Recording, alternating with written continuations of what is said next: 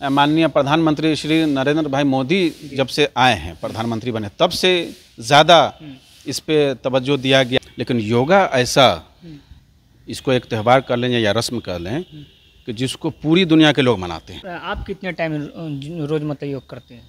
हम लोग तो हर रोज़ 5 टाइम करते हैं। सबका साथ सबका विकास जो उनका नारा है, वो हकीकत में सबकी बात करते हैं। और जैसे ये हट है तो ये खून को पंप कर रहा है। अब सर ऊपर है, दिमाग ऊपर है, तो खून आसानी से ऊपर नहीं पहुंच पाता है।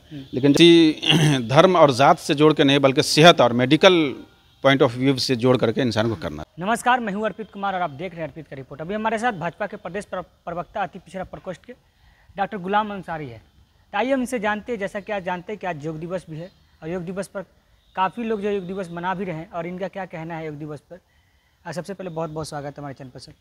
जी, बहुत शुक्रिया आपका। सबसे पहले हम आपको अपनी तरफ से और पूरे भारतीय जनता पार्टी के अति पिछड़ा प्रकोष्ठ की तरफ से योग दिवस की बहुत बहुत बधाई देना चाहते हैं, और आपके माध्यम से पूरे देश भर के बल्कि पूरी दुनिया के लोगों को आज के दिन की बहुत बहुत बधाई।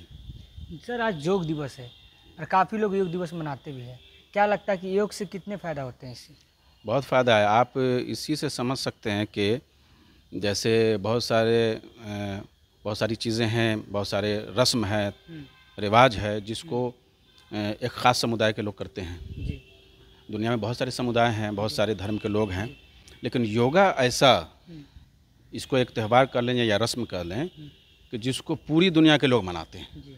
इसी से आप समझ लीजिए कि योग कितनी अहम चीज़ है कि पूरी दुनिया के लोग इसको बतौर त्यौहार के तौर पे इसको मना रहे हैं। जैसे हम लोग ईद बकरीद मनाते हैं, वैसे जोशो खरोश के साथ जो है पूरी दुनिया के लोग आज मना रहे हैं। तो इससे इसकी अहमियत समझ में आती है। और अगर इस पर हम गौर करते हैं तो मालूम होता है कि असल में ये योग पूरे बदन की हिफाजत के लिए, सेहत की हिफाजत के लिए अच्छी चीज़ें करना भी चाहिए।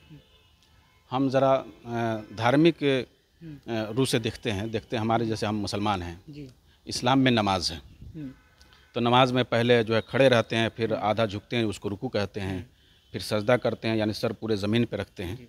वो क्या है, एक हिसाब से अगर प्रैक्टिकली देखा जाए तो वो एक योगा टाइप का ही मतलब अमल है तो वो इबादत, हकीकत में तो वो इबादत है। लेकिन योगा में क्या होता है, वैसे ही झुकते हैं, उठते हैं, तो उससे जब आदमी सजदे में जाता है, जैसे ये हट है तो ये खून को पंप कर रहा है।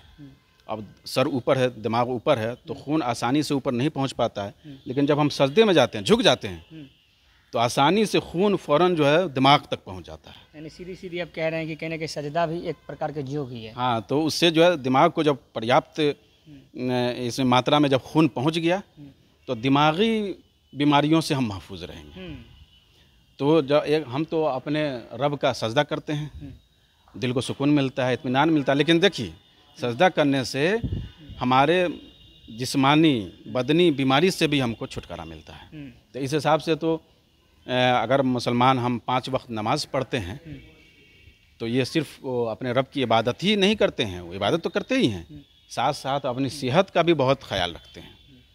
तो बल्कि तमाम मुसलमान भाइयों की तरफ से, हम तमाम मुसलमान भाइयों की तरफ से पूरी दुनिया के लोगों को आज योग दिवस का हार्दिक बधाई, क्योंकि इसी बहाने कम से कम हम अपनी सेहत ही के लिए झुकते हैं, उठते हैं, तो अपनी सेहत का एक बेहतरीन इलाज करते हैं। सर, आप कितने टाइम रोज मतलब योग करते हैं? हम लोग तो हर रोज़ 5 टाइम करते हैं। अच्छा, 5 टाइम करते हैं? 5 टाइम नमाज पढ़ते हैं, तो वो योग ही है। 5 टाइम नमाज पढ़ते हैं, 5 टाइम हाँ। और 5 टाइम में बहुत सारी, एक ऐसा नहीं कि एक बार 2 बार, मतलब कई रकातें हैं। जैसे फजर में, सुबह में उठते हैं तो 4 रकात नमाज पढ़ते हैं। 4 का मतलब हुआ 8 मरतबा हम सजदा किए।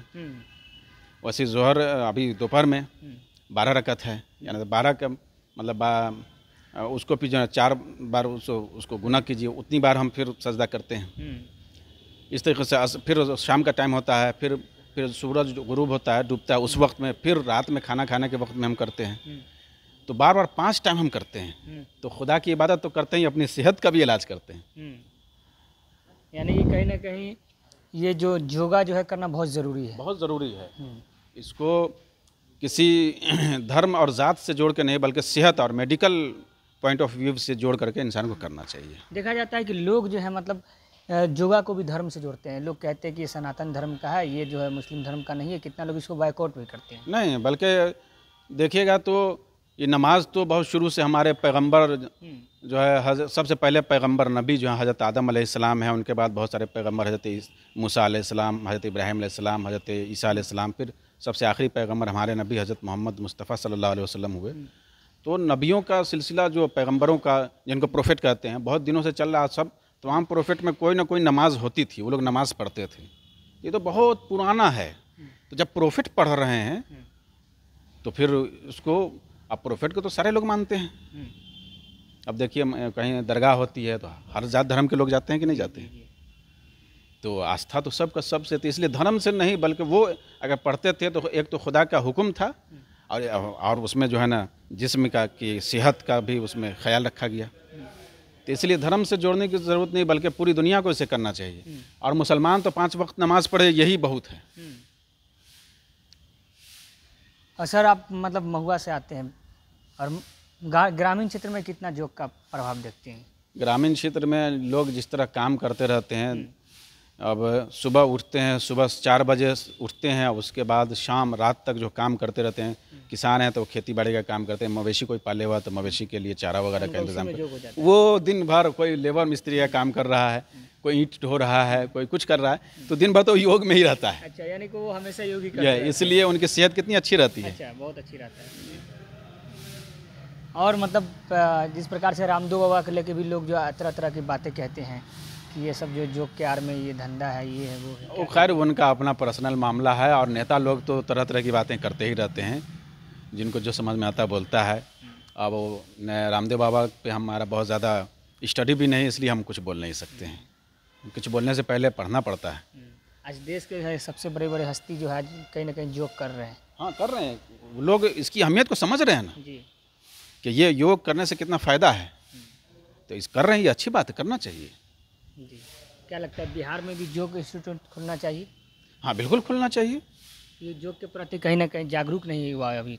हाँ, जागरूकता तो आए जब से हमारे माननीय प्रधानमंत्री श्री नरेंद्र भाई मोदी जब से आए हैं, प्रधानमंत्री बने, तब से ज़्यादा इस पे तवज्जो दिया गया है और लोग इसकी तरफ जो है ध्यान दे रहे हैं। खुद प्रधानमंत्री कर रहे हैं। आज भी कर रहे हैं तो हाँ, तो वो प्रधानमंत्री जब खुद कर रहे हैं तो जाहिर सी बात है कि इसको लोग लेंगे, हाथों हाथ लेंगे और करना चाहिए, अच्छी बात है।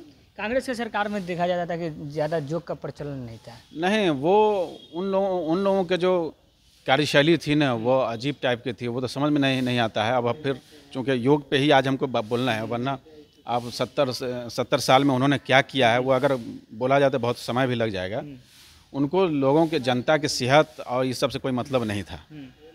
जनता बीमार रहे उससे कुछ मतलब नहीं, उनको बस अपनी रोटी सेकना है।